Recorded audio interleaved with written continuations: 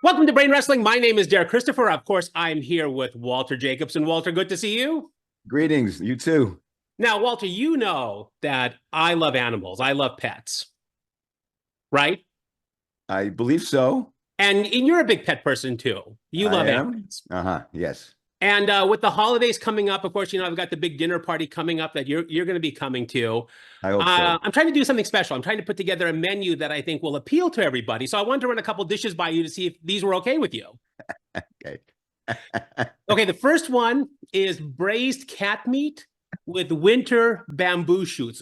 It's delectable. I would just add a little bit like a touch of mint. See, you must have read the same recipe that I did then.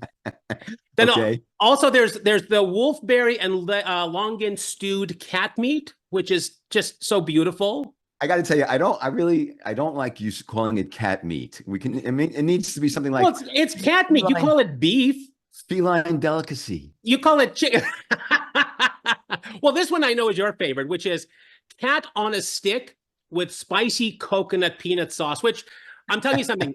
I'm going to make it the way when I was growing up a poor black child in Haiti. I'm going to make it the way that my mom made it for me back then. Excellent. I think that's wonderful, and it is very altruistic of you sharing these recipes. But listen, but no, I know. But the funny thing is that you're trying to make a point about how absurd Trump is by having said that thing. But what I think is amazing is that is such a distraction from the reality of all the things he has said about the border, the immigration, the economy, right. Everything. And people are focusing on this stupid thing he said, which I agree is silly. But it is part of the tapestry of what's going on in America, because you look at Springfield, Ohio, which was basically, and I hate to sound like Trump on this, it was a dying town. I mean, it topped off in the 60s with its biggest population, and it's just been dying ever since then, just like Flint, Michigan, and lots of other places. And 60,000 people. 60,000 people, and now you've got about a quarter of them, about 15,000 are Haitian immigrants that have come in. They've escaped, the violence in their country. They're coming here looking for a new opportunity. Oh, wait, excuse me. That might not actually be accurate. It might be that Biden and Harris flew them in without any vetting or anything else and stuffed them into this city. I don't know. No, they were vetted. But I will say that the Biden administration did allow 205,000 Haitian immigrants to come into the country legally under the TPS, which is the Temporary Protective Service. Sure. But here's my question. Is America still a melting pot? Because, bring us you're tired, bring us you're hungry, but when you go into a town like Springfield and a quarter of your population totally changes the dynamic and the makeup of the city, but they're there legally, they're willing to work, they're willing to pay taxes. Is it a problem? It's not a melting pot. Okay. The melting pot concept is assimilation, is that so everything melts and assimilates. People learn absolutely. Right? People learn the language, they learn the culture, they learn the Constitution, they believe in the country. But in Springfield, they are. In Springfield, they are. They may or may not be, but the whole concept of just letting people in and not appreciating the fact that they need to assimilate, they need to have purpose here. They don't just come in here in order to get free stuff. That's ridiculous, and it's bankrupting us. Well, I agree, but how do you determine who can come in and who can't come in? And should there be some sort of probation period that somebody comes in here that within a year, if they're not paying taxes, if they're not employed, if they're not contributing to society, that they get kicked out? Okay, yeah. The point is, I mean, the answer to your question is, hey, initially, decades ago, I don't know, it was the tens or 20, I don't know, the government came up with immigration laws, immigration quotas. Right. You actually had to have some sort of job or contributing to society or the community or something in order. That was one of the criteria. So people, there were rules. There were limitations. You didn't just bring anybody in. And because they knew that you can't just flood a country with a whole bunch of people. You have to let them in gradually, assimilate, become the melting pot. Now it is just pockets of different cultures all thrown together, and they're all angry at each other. But is it fair that they are making this? I mean, they've turned the immigration issue. They know if they say, well, they're eating cats, they're eating dogs, that's just going to upset people. It has nothing to do with actually the facts of the case. Because I do believe that a lot of these people are coming in, they want to work, they want to contribute, they're trying to have a better life. And is it fair to the people who? I mean, it's a few bad apples that fuck it up for everybody else, just like anything else in life. Okay, I would say though that there's probably more than a few bad apples in terms of particularly the people who came through the border, more so than who may have been flying in under certain rules that the government arbitrarily created. But an interesting thing about the Springfield, the story that I heard, independent, and I heard stories that, well, our cats and dogs are disappearing, although I didn't hear anyone make the link that they were being eaten. But they were talking about traffic accidents, and this guy said that my insurance is going up because there's 8 out of 10 traffic accidents every day is due to these people who they can't drive. So this is already an impact on their economy right there. I read the same statistics too, and there was an also increase in some unemployment claims. And so, but you're going to have that when all of a sudden you flood a city with 15,000 people out of 60,000 people, and it's done within a 3-year period. Of course, you're going to have that kind of stuff. But does it even out? Does it even out over the long period? Yeah. The point is there is no immigration system. Everyone says, oh, the immigration system is broken, is broken, is broken. And the Republicans vetoed this thing, blah, blah, blah. Look, you close the border. Step one, you close the border and not based on any other conditions like amnesty or this or that or extra agents or not. You close the border so it's not there's no flood. Then you decide what to do with the people who are here and what to do with future people you want to bring in. But the first thing is shut down the border. And Trump's point to her was, why don't you wake up Sleepy Joe and walk over there and sign an order? See, but the problem is that Trump says, okay, you close the border, you close the border, you close the border. But then he has no plan. Just like for 9 fucking years, we had to hear, I'm going to get rid of Obamacare. It's terrible. It's horrible. I will have a better plan for you in 2 weeks. Nobody has a plan. Nobody has a fucking plan. The Republicans don't have a plan. Nobody has a plan. Nobody. I agree with you. I agree with you. So what is the plan? It can't be that difficult. I mean, everybody overcomplicates everything. Well, look, step one, though, even though there is no bigger plan, step one is to shut the border. But that's not fair. You know what? It's not fair to people who want to come here, that are educated, that they want to work, they want to assimilate. No, I'm not. It's not an either or switch. It's like right now, close the border. Then implement the normal, appropriate immigration system of people coming in legally, taking the citizenship test, doing the song and dance, and deserving to be a citizen and wanting to be patriotic to America. And come in here. Most of these people that come in here already, they're waving their country's flags in our face, you know. And it's insane. And then they're bringing their drugs, and they are bringing their criminals, and they are bringing their insane. I mean, this. But not just the Haitians. Not just the Haitians. No, not at all. It's Venezuela. It's China. Absolutely, absolutely. They're all getting all these other countries recognize Biden's invitation to have these people come, and they sent the worst of their society to a large degree over the border. But now they're terrorizing us. Why is it considered, a lot of the Democrats, why is it considered racist to have these opinions? Why can't we say, hey, you know what? You have to assimilate to what we do in America. Why else? You're coming to America for a reason. The reason why they label you racist when you just say, look, we want an immigration system that works. Oh, that doesn't mean we want to deprive people of their right to come here. Immigration is a good thing. No, they don't. They want to maintain the racist angle because that's how they get votes. That's how they keep the people divided. So they get the money, they get the votes, they stay in power. That's it. It's power. But okay, so we'll have dinner one night over some hot braised cat, and it'll be wonderful.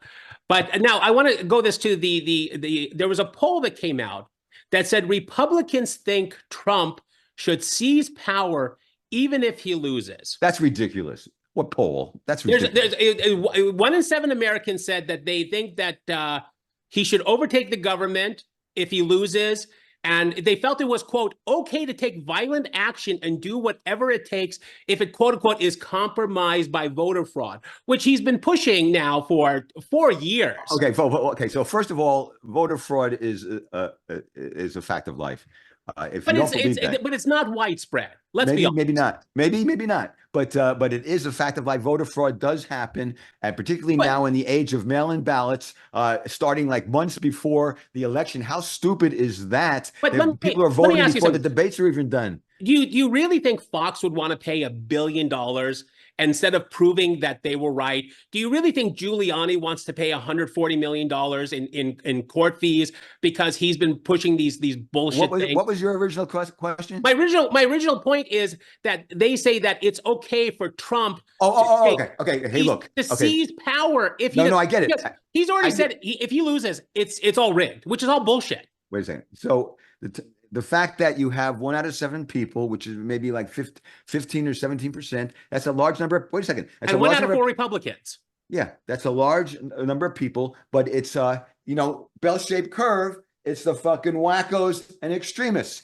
I guarantee if you ask the same question of Democrats, you will get a proportionate number who say No, it's Trump not. is Trump is Hitler. Trump is Hitler. We got to get rid of him by any means necessary. And if you got to like kill people and crack some eggs to do it, go ahead. No, that's not true. They didn't say that. It wasn't anywhere near those figures. But let me ask you this: I don't believe who that. do you think people say are the most trusted news sources? Well, if they say MSNBC, I have something to tell you. Okay, that certified results by the government are the #1 most trusted source for election results. Okay. #2, local news service. Okay. TV and newspaper. #3, national news outlets, your favorite. Who was #1? #1 was the certified results from the government. So if the government tells you that this is who won the election, they feel that's the most trusted source Do you to know agree what with happened. that? Do you agree with that? Well, who else are you going to no. believe? Wait, listen to this. No, but I find it's crazy that they asked Republicans. They said, "Who is your most trusted source for news and election results?" Trump. Trump is the most trusted source. Okay. Oh, I remember. I just must say that anybody who believes the mainstream media and the government is telling you the truth are fools. The censorship and disinformation put out by the mainstream media, these main sources and the government, are lies. Disinformation and lies and distortions and taking things out of context. Trump has all sorts of baggage, but they have done everything in their power to twist what he says, and that's what happened at the debate. No. They haven't twisted what he says. Oh, what he wait a second. says is very straightforward. At the debate, they did not fact check her when she said a bunch of stories that had been debunked by Snopes and everybody else. Give me an example. What did she say that was debunked? The Charlottesville comment that the neo-Nazis, there's some good neo-Nazis. He never said that. But you had many people in that group other than neo-Nazis and white nationalists, okay? And the press has treated them absolutely unfairly. And you had some very bad people in that group. But you also had people that were very fine people on both sides. That was debunked. She lied about the blood. He did say they're good people on both sides. He was saying that the issue was, see, this is where everything happens. The issue was about tearing down a statue of Robert E. Lee. And there were good people on the side who wanted to keep it up, and there were good people on the side who wanted to take it down. But there were fringe people who were not good people on both sides, who wanted to protest and cause problems. That's all he said. He never said the neo-Nazis or the fascists are good people. But you had many people in that group other than neo-Nazis and white nationalists, okay? And the press has treated them absolutely unfairly. But did he not say, "Proud Boys, stand by and stand"? I don't know about that. I'm telling you what at her comment during the debate was not fact checked, and that was a lie. And so, she what lied difference about would the that have made? bloodbath. What difference would that made you think that Trump isn't racist? That has nothing to do with the bloodbath comment. He says that if the election doesn't go the way he wants, there's going to be a bloodbath. The implication is going to be another January 6th, another. Walter, that's exactly what happened. This is exactly what led up to January 6th. Excuse me. His comment, if you look at the video, he's talking about the auto industry. We're going to put a 100% tariff on every single car that comes across the line, and you're not going to be able to sell those cars. If I get elected, now if I don't get elected, it's going to be a bloodbath for the whole. That's going to be the least of it. It's going to be a bloodbath for the country. That'll be the least of it. And he was saying, you know, if she gets elected, they're going to let all these autos come up from the south, and there's going to be a bloodbath in the auto industry. Really, it was not you believe a bloodbath. that? You believe What? that Trump is just worried about the auto worker? I'm talking about you really fucking believe that? It's just like he says to the good Christians, if you vote for me now, you'll never have to vote for me again. See, look, the implication of that is it doesn't matter what he believes or not. The point is, of course it does. That's no, you vote for somebody based on what they believe. Excuse me, that's not the discussion we're having here. We're having a discussion of whether she lied and was not fact checked about what she lied about. Specifically, so why didn't Trump fact check her? Specifically, he did. He said it was he did say there that was debunked. That's not true. He did not. So the bloodbath, he said it was about economy. It was about energy. It was about the auto industry. If you look at the video, you will listen to me. Walter, stop. If you look at the video, that's exactly what it was. And they should have fact checked. And that's why the whole thing was rigged and fixed. She lied about never being against fracking. She lied about the Taliban meeting at Camp David. Well, she hold lied on. about No, that's true. You know what? She lied about no servicemen in war zones. She lied about confiscating guns. I saw her say there'll be a mandatory buyback. You're wrong. I'm not. You're wrong. I saw it. Trump was the one that wanted everybody out of Afghanistan, who made a deal with the Taliban. He released 5,000 Taliban terrorists. Wait a second. We're talking about the visit of the Taliban to Camp David. That's what she was talking about. He invited them. Yeah, I know. But do you know what he actually did there? What did he do there? She made it sound like, oh, look at him. Let me ask you something. Walter, let me ask you something. No. I got to finish this. You know what he said? He invited the Taliban leader there, and other people have verified that he said that. He said to them, look, if you don't do what I say, I am going to kill you. And the guy goes, he says, I'm going to kill you. And then he said, what? And then Trump pulled out a satellite photo of his house and said, I know where you live. Story. It's not bullshit. How do you verify it for me? Verify. I saw people talking. More than one person who was there in the room. We talked about it. Who talked about it? Who else talked about it? I don't remember now. Yeah, I can't remember every single fact to prove that you're wrong. Strong man bullshit. The fact is, would you invite a Nazi to the White House? Would that be acceptable? You see, that's what makes you silly. Because if you have an enemy, you don't ignore the enemy. You keep the enemies closer. You ever remember that? And then remember, he went to North Korea on his knees to go kiss the hand of Kim Jong-un. So he went on their territory. So he doesn't care. The man is a businessman, and he knows that even with adversaries, you need to know what they're thinking. You need to have communication. But this is the point you're missing. They are not adversaries to him. Of course they are. These are the people that he wants to be. He wants to be Putin. Listen, he wants to be Xi. He wants to be Kim Jong-un. Maybe not. Do you want World War III? Do you see what Biden is doing now? Sending weapons so that they can now go into Russia? You'd rather have a dictator lock down our country and have an authoritarian state? Most Americans are brain dead, and they believe this bullshit about the most trusted resources are the government. They haven't even told you yet that the CIA definitively killed Kennedy. What are you talking about? They only just started talking about UFOs like last week. We all know that UFOs exist. What? There's no such thing as UFOs. Oh, you silly boy. You know what? There's a reason. You got 7 billion people in the world, and nobody has a clear fucking picture of anything that has flown in. I've told you this before. My wife, when she was around, I don't know, 12 or 13, with her mother in Redondo Beach, they saw a UFO as big as Close Encounters of the Third Kind sitting right there, and everyone said it was a fucking weather balloon. Yeah, you know what? I can find you 12-year-olds that saw Santa Claus. I can find you 12-year-olds that saw the Easter Bunny. This is the problem with people who have an indoctrinated mind. It's so close to reality. But you are the one. Equals 7. That's what you are. You give people way too much credit because you think people are so smart that they can rig elections, that they can rig, vaccines, that they can rig all these conspiracies. I don't give people that much credit. This is just like the debates that we had the other night, where people make all these boasts and claims during the debates, and then afterwards, when people who care actually look up the facts and they discover, oh, wow, Jacobson was right. Okay, so Walter, hold on a second. I want to get into this conversation because we just had a whole conversation about things that we know get blocked on all the different platforms. Right. And so we have to sort of play the game, and we have to rearrange what we talk about so we can sort of get around it all. And you were saying, what does this tell you about the media? And I agree. I mean, it's so ridiculous that, again, but these are privately owned platforms, so they can do what they want to do. Okay.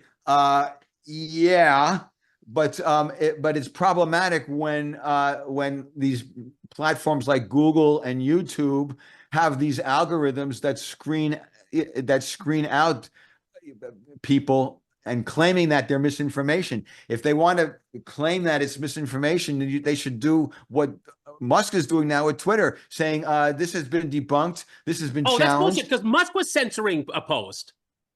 I don't get that. I don't understand why he did that. But this is my point. Both sides are corrupt. Both sides censor. They both have the same amount of money. They both have the same amount of influence. Okay, it's but just who's a little smarter than the other? I think it's fair to say, though, we have to like play games with the algorithm in order to get you can't change it. It's freedom of speech. Why do they get to censor it? Because they're private companies.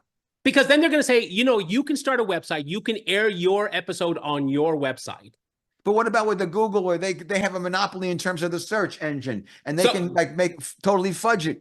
Has freedom of speech ever existed, really?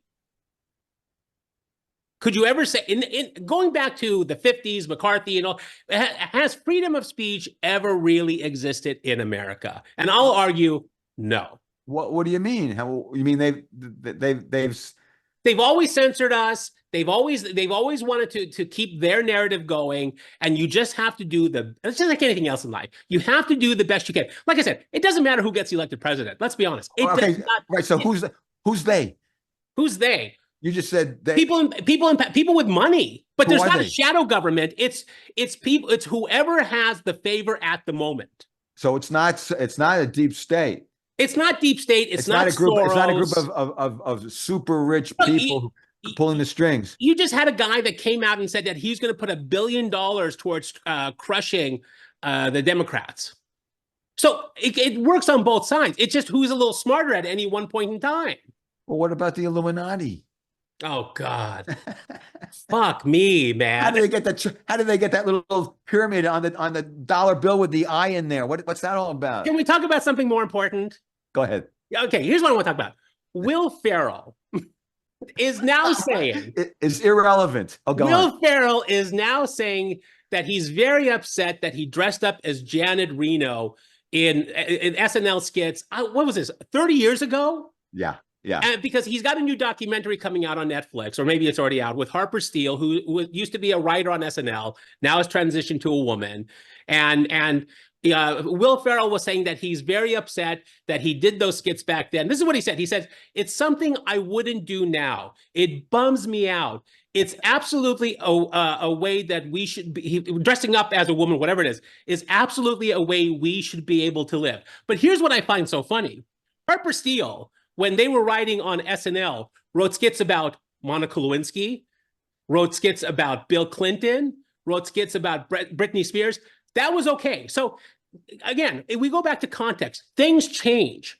But this is your argument about Howard Stern, that he's completely disavowed, 30 years of his career, and he's trying to whitewash like it never happened. Yeah, well, worse than that. I mean, he's really taken a hard left turn into incredible arrogance and stupidity, and dangerous. I mean, he turned people against each other about the vaccines, but he bought into all that crap. But well, look at Dice Clay. I mean, Dice Clay was brutal in the 80s about gay men, AIDS, whatever it was. And if you go back and watch it, this goes back to what we say about statues. Don't get rid of the statues, but put a plaque there that gives it context. That things that might have been funny 30, they used to put on blackface and think that was hysterical. The thing about Dice is that I went to a few of his concerts and saw his shows and stuff, and there were women in the audience as he's making fun of women, and blowjobs and semen flying everywhere. They're cracking up. They weren't feeling humiliated and shamed and demeaned. But you know what? I went to go see Dice maybe 6-7 months ago, and I was hoping to see old Dice. He's so not funny now. Oh dear, that's I too don't bad. know what happened to Dice. And it's not that he's being politically correct. It's just that he's not funny. It's like when he was pushing the boundaries, it was funny and it was uncomfortable. And you went, oh shit, I can't believe he's saying that. And like, should I be laughing at this? But I'm watching it now. I'm just going, that's not even fucking funny. Yeah, yeah. But getting back to Will Ferrell, I mean, obviously he's been pressured to recant. Has something to do with the promotion of the show. But I thought it just had to do with him wanting to get attention, that he's going to talk about how sensitive he is now. But my question is, what changes? Is it the person? Has Will Ferrell changed, or has society changed and now that's changing Will Ferrell? I'm guessing that Will Ferrell is, I mean, my impression of him is that he was never a deep thinker and pretty shallow kind of person. And Yeah. I don't really expect, I don't know him, so but I don't really think he changed. I think he was just pressured, but again, by the hard left.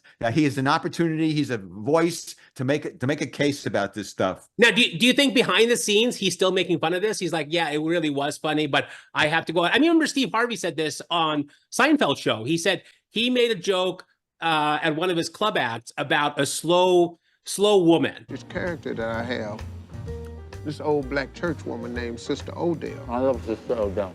Who was sitting next to another fictitious character named Bernice Jenkins. She mad at Bernice because she bring her little half-wit daughter to the service sometime. She don't like the little girl, so Sister Odell went off. You know, I said she's 34 years old, sitting over there blowing bubbles. Well, that was it. Come on. That was it. And boy, they went on Twitter, Instagram. But you apologized. I apologized, man. I had to do it Why do you have to do it? because I got a talk show. Right. Because now here comes a sponsor. Right. Now, all the rest of them have to piggyback and act righteous, too. Oh, they're pulling their sponsorship? Well, we got to act like we care, Right, too. They don't really care. Right. They don't really care. But they got to act They like know they the do. rules of the game. It's the deal. We got to act offended. And a woman came backstage and like ripped into him, said, I've got a sister who is slow and how dare you insult them and blah, blah, blah. And he had to apologize. And Seinfeld said, why did you apologize? He goes, I have a TV show. And he says, all it takes is one sponsor to pretend that they're outraged, and then all the other sponsors line up and pretend that they're outraged too. Yeah, yeah. So, and that's what's happened, you know, with this whole DEI thing. Just the hammer came down so hard. The collective message to everyone: DEI hires, DEI, DEI, DEI, and then they started to see the company started to see all the pushback with the Bud Lights and other companies, and that they were hiring people who were incompetent, and now it's swinging in the other direction. But would you not argue that maybe in the 50s and the 60s, you did have to have programs that allowed people of color to move forward, because otherwise they never would have been allowed to. Yeah, I you know, everything. Yes, I think that It's like unions. Unions used to have a much bigger purpose. Absolutely. These different organizations at different points, you've talked about this before, culture, the times, things change. You know, what was worked once doesn't work now. You got to take that into consideration. So everything's evolving. You know, everything is evolving. But I think that they evolving or devolving, which did you say? Well, that's a good point. I think maybe we've reached the point now that we're not evolving anymore. We're actually devolving as a society. I think you're right. I think And you're you know right. what's funny is that I think that when you see things change, like back in the 50s and 60s, when they had these programs that allowed people of color to move forward, everything changes so quickly now that nothing can really take hold and nothing has any substance. And so instead of evolving, every step we're now just devolving. Yeah, the thing is that all these programs to help like Black people or Hispanic people, for example, that's really great. But when it's abused, it's not great. So, for example, when Biden, before he's even, you know, the first time around, he goes, if I'm you know, if I win the nomination, I'm going to have a Black woman vice president. You So can't say immediately, that, yeah. DEI choice right out of the gate. That's sloppy and stupid. Let's find, you know, want a black, you know, woman. Find a really competent one. That'd be great. Get you know, Oprah. there's plenty of them out there. Get Oprah. Yeah. Okay, speaking about devolving, I want to ask you this question. So there's a new study that came out from Dartmouth that asked if playgrounds are too safe. So apparently now a lot of playgrounds and jungle gyms and whatnot are being removed because kids are getting hurt. And what the study said is that monkey bars, jungle gyms, and playgrounds are disappearing out of safety concerns. But they said you have to climb, you have to swing, you have to push the limits, you have to fall, you have to get hurt, because that's part of evolution. That's what people always did. And it's basically, this is what I've been saying for years. It's turning kids, it's the pussification of America. The kids are a bunch of little pussies now because they're always being protected and don't hurt this and don't hurt that. And they said, this is what he said. He said, jungle gyms exercise a biological need passed down from apes that are critical to childhood development. Wow. A strong statement. Yeah. The problem with the left is that they have all these knee-jerk responses that are very short-sighted. So they know there's a problem and they want to fix it, but they fix it in such an extreme and sometimes ridiculous way that it ends up backfiring. And in the long run, they don't get what they really want. It's this thing with climate, such as like climate change. They stuff that Green New Deal crap so hard and heavy. That's not how you do it. You want change? Okay, yeah, you phase out the oil, but you phase in the electric, but it's got to be over time. It can't be, oh, we're going to hit you over the head with no stoves, no this, no that. But why is it that they worry about kids? I mean, you can turn on UFC and you can see guys beating the shit out of each other. I mean, this football player now, he's had 3 concussions, and that's okay. So it's weird that we normalize injury and being hurt in one aspect, but then we completely dismiss it in the other aspect, where maybe if these kids weren't such pussies when they grew up, they would be okay today. Yeah, absolutely. But again, the irony is there are now 84 vaccines for children before the age of 8 years old. So some ridiculous number like that. Now, is that big pharma? That's harmful. That's big pharma. Yeah, and that's the government. But it's the government saying that's what the kids need. But is it government or is it big pharma saying that? Because big pharma has such an influence in the government. I don't think you can make a separation at this point. Oh, okay, I'll give you that one. That's fair. Yeah. So in terms of, oh, we love the children. We love the children, except it's okay to have all the open borders where all the children are trafficked and sent off into sex farms. It's unbelievable. They don't love children. They just use children as pawns when they need to. This whole idea with the jungle bars, there must be some other motive, like they're going to use the land, for some other reason, and they'll phase out the. Who knows? They said that, the problem is that kids are falling, and then parents are complaining, and then parents are threatening to sue. So what happened 30 years ago when kids were falling? You know what? Well, I told you this story before, where a kid fell out of the car, and the parents yelled at the kid, "Get back in the fucking car!" And the kid got up and got back in the car because we weren't big pussies back then. Now they'd be suing the car maker and Caltrans and everybody involved, except for the people that actually caused the kid to be such a big pussy. By the way, do you you probably have a list, but do you think abortion is going to be the key issue that sways the Democrats and it's abortion for the Democrats, it's immigration for the Republicans. So do you think abortion is enough? I read somewhere that 68% of Democrats are single women. Could that be accurate? If they are, maybe I should convert. It's never too late, Darlene. No, I think that those are going to be the two issues. Honestly, I think people know who they're going to vote for. And I personally think Trump is going to make more missteps. I mean, the fact that he's got this Laura Loomer, who's a complete fucking nut job, out there at his side. And who knows if he's fucking her or not. I don't care. If that relaxes him, do it. I don't think Melania. No, I think he's good. He's probably on good behavior. Melania is, just starting to come back around, but who knows? Yeah, Melania's got her money. But I want to go back to just this kid thing real quick, because now they're saying that millennials and Gen Z are planning their retirements based on their inheritance. That something like 40 to 42% are expecting to receive inheritance to make sure that they have a secure life when they're older, but only 20% of people are thinking about leaving it to their kids. Because the kids are just money grubbers. Well, yeah, and they say the parents are saying, look, I've done my due, and as we get older, healthcare becomes more expensive, medicine becomes more expensive. We're going to put that money towards us. You guys need to get off your ass, and you need to figure out how you're going to do it yourself. Right. Well, I think, yeah, this whole new generation of people there's so much entitlement, and in addition to their sensitivity that they, oh, I deserve this and everyone else should think the same way I do. And, and where's mine? Yeah, it's going to be a harsh reality, when they wake up and realize parents are gone and they've got to fend for themselves. Yeah.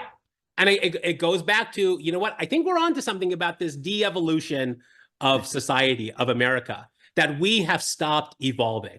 Yeah. And and it has to do with the media. And it's just really unfortunate that we don't know who's telling the truth anymore. That's the problem. Well, and the problem is that people don't want to be critical. They, when you have people listening to politicians and just taking their word as being the authority on a particular subject, bad. I mean, how fucked up is that? It's just sad. So where do they go now? Where do they go for the truth? What they do is somebody whispers in somebody's ear and they go, oh, that's the truth, because they don't want to take 2 seconds to Google something and find out if it's true or not. I see this on Facebook. So who do you listen to? Joe Rogan or Taylor Swift? What happens? You know what? I listen to everybody. I know that you gave me shit for this. I'm going to go. We'll talk about this real quick. I'm going to go see Ketanji Brown, the Supreme Court Justice, speaking. And I mentioned this to Walter, and Walter flipped his lid. He goes, she's an idiot. She doesn't know what a woman is. I go, I don't give a fuck. I'm just, to me, to go see a sitting Supreme Court Justice is a cool thing. I may think a lot of stuff, what she says is really stupid, but the fact that I don't like Alito, I don't like Thomas, but if I had the opportunity to go see them speak for $40, I'm there. I totally appreciate what you're saying, and you certainly are entitled. You have a lot of free time, so that's a good thing. And I know you want me to call you right really, after. But seriously, come on. I mean, you could probably learn just as much by watching paint dry. Okay. But you know what? You have to be open to listening to all these things. And I guarantee you that crowd is not going to be my crowd. Those are going to be a bunch of really probably liberal Democrat, mostly women. And I'm going to be sitting there and they're going to be like, what the fuck is this guy doing here? You know what I really admire about you and I really like is the fact that you are adventurous. You do go out and do different things. You're open to all sorts of possibilities. Young and old, doesn't matter. You have no rules, no biases, very, very open-minded about stuff. And look where that's gotten me. Except with Fauci. I get yelled at by you for half an hour every week. Fauci. Okay. All right. I think we're done. All right, man. I think that we've the big thing I'm taking away from this episode, de-evolution. We're fucked. Absolutely. So, wait, one more thing. So yeah. How would we get out of this? We don't. De-evolution. We don't. No, right. It's a tsunami and it's done. Okay. So, I hope I see you again. Yeah. You cannot, when you've got a tsunami of stupidity, yes, there's nothing you can do to stop it. Okay, I agree with that. Let's and it's not a matter of if, it's a matter of when. All right. On that happy note, thank you for joining us. For Walter Jacobson, I'm Derek Christopher, and we'll see you next week. All right, bye-bye. Bye. I don't know what they have to say. It makes no difference anyway. Whatever it is, I'm against it. No matter what it is or who commenced it, I'm against it.